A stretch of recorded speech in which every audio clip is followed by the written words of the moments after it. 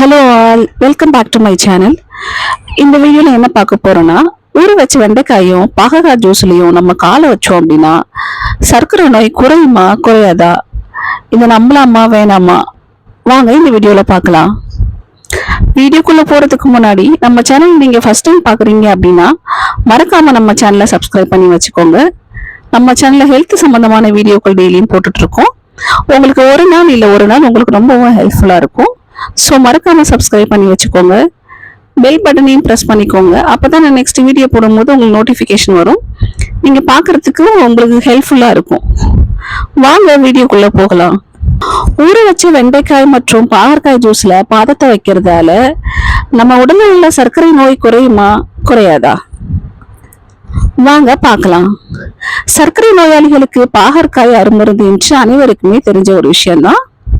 ஆனா நீர்ல ஊற வச்ச பாகற்காய் நல்லதா, இதன் மூலம் சர்க்கரை அளவு குறைகிறதா, என்ன அப்படின்னு தெரிஞ்சுக்கலாம்.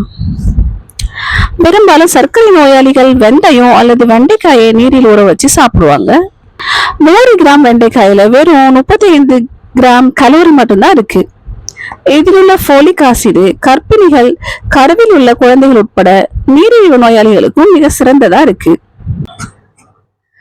வெண்டைக்காயை இரவுல தூங்கும் போது தண்ணீர்ல ஊற வச்சுட்டு மறுநாள் காலையில அந்த நீரை குடிச்சு வர்றது ஆயுர்வேத முறையில இருக்கு.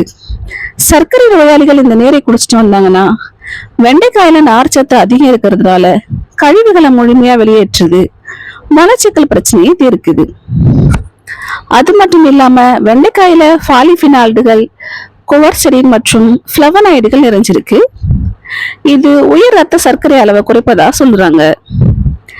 எலிகளுக்கு தந்து பல்வேறு ஆய்வுகள் மேற்கொண்டதுல எலிகளின் ரத்த சர்க்கரை அளவு குறைஞ்சு இன்சுலின் சுரப்பி அதிகரிக்கத தெரிய வந்துச்சு.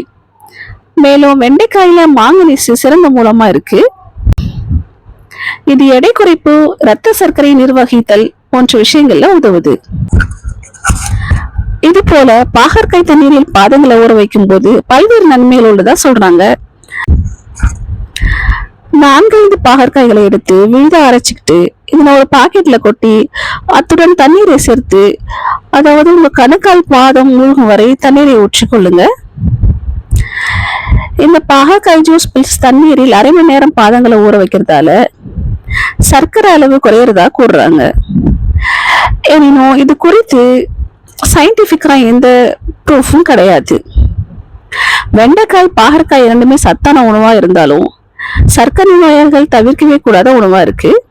அதே சமயம் வெண்டைக்காய் ஊற வைத்து குடிப்பதாலோ அல்லது பாகற்காய் ஜூஸில் கால்களை நனைப்பதாலும் சர்க்கரை அளவு குறைந்துவிடும் என்று சயின்டிபிக்கா எந்த ப்ரூஃபும் இல்லை. ஆயுர்வேத மருத்துவத்திலும் அதிகாரப்பூர்வமான குறிப்பும் இல்லை. சித்த மருத்துவத்திலும் கொஞ்சம் இடத்துலதான் அதை பத்தி கூறப்பட்டிருக்கு.